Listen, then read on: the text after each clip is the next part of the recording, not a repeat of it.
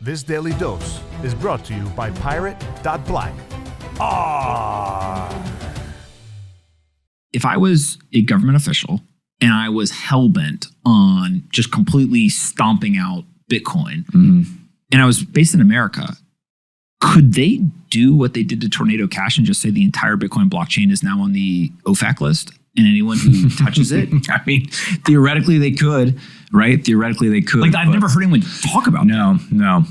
But yeah. You and every other lawyer would be lined up outside the court ready to like have a field day. Exactly. But it does open up. No, it opens up this is an attack vector for any protocol.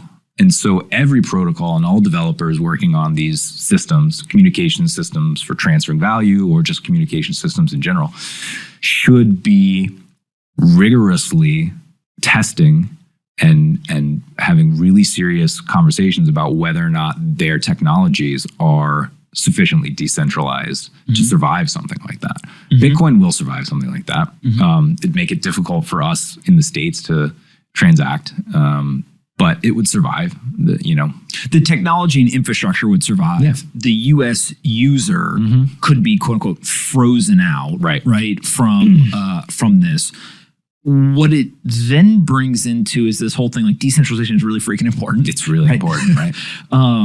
But just because you have the decentralization, that protects the protocol. That protects the tech itself. Right. It doesn't necessarily have the same impact on the individuals because they are still subject to being individual citizens. And this is where you need base layer privacy and base layer anonymity. And Bitcoin's doesn't score great on that. There are tools you can use that are similar to mixers but are different. Coin join tools and things like that, where you can obscure and regain, forward anonymity in your transactions. And those types of tools are desperately needed because that's the piece, like you said, that's going to allow individuals to continue to use a decentralized network. There are privacy coins and privacy protocols that have that built at the base layer, and they make different trade-offs that Bitcoin's made.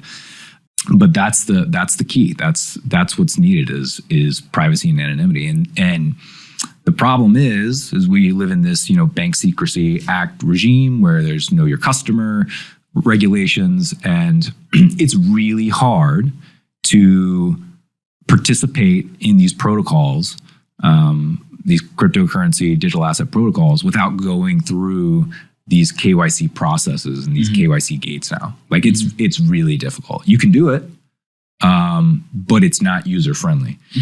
And that's where, and I'm not an engineer. If I were, that's what I'd be working on. I'd be working on, those privacy tools, anonymity tools that, help us and help individuals participate in these protocols anonymously. Follow the treasure to Pirate.Black, because financial privacy today is freedom tomorrow. ARRR.